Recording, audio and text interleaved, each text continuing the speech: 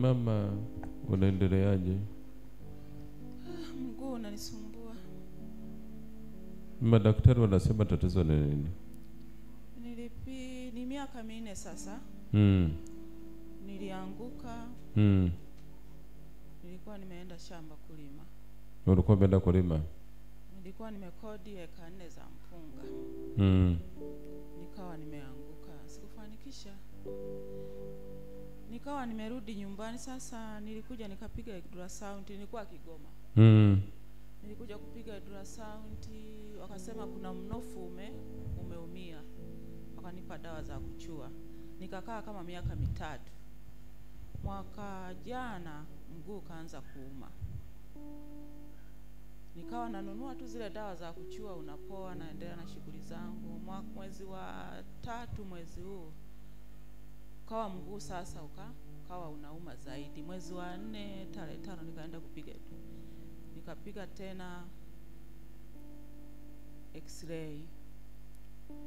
Nimepiga x-ray, wakaniambia mfupa mdogo umevunjika. Mfupa mdogo umevunjika sehemu hapa hivi. Wakanifunga hogo, nimekaa nalo miezi 2. Nimelitoa mwezi wa 6 tarehe 6. Lakini nashangaa mguu unaendelea kuvimba. Kutembea napata shida. Unapata shida? Okay, kwa sababu umekuja kwa Yesu anayeponya, anaye repair, amina, anayerudisha, atakuponya leo. Amina. Amina. Okay, nenda kukuombea kwa jina la Yesu. Yesu, Yesu. In the mighty name of Jesus Christ, be healed.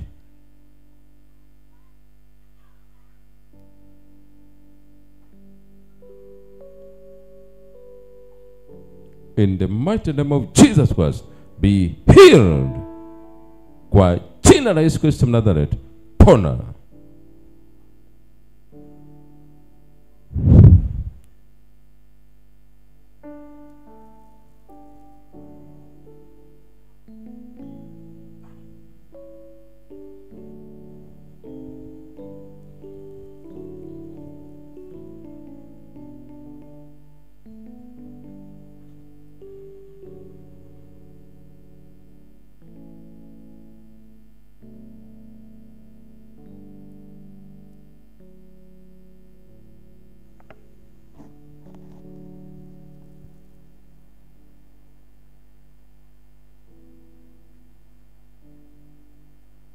Damu ya Yesu.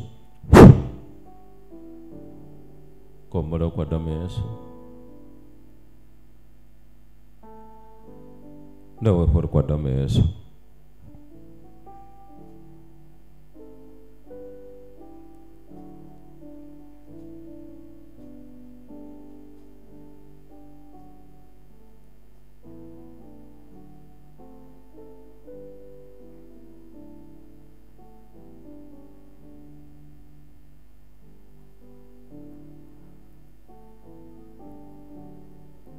Asante Yesu. Asante Roho Mtakatifu. Amen. So nasikiaje sasa hivi mguu wako? Nasikia kama umekuwa mwepesi kidogo.